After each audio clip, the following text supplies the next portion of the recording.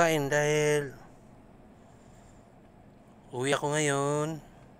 Tapos buong araw akong pahinga. Dahil galing ako sa 36 hours na duty, di ba? Tapos sa gabi pa ako mag-duty. Bukas ng gabi. Pahinga ako. Gutom yan?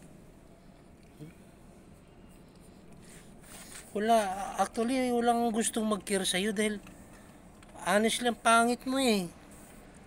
Ang pangit mo talaga. Tapos, ang mata mo parang may problema, parang bulag.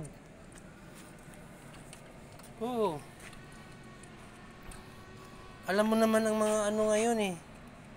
Nag-alaga ng aso yung mga breeding, pero yung mga ganito, wala.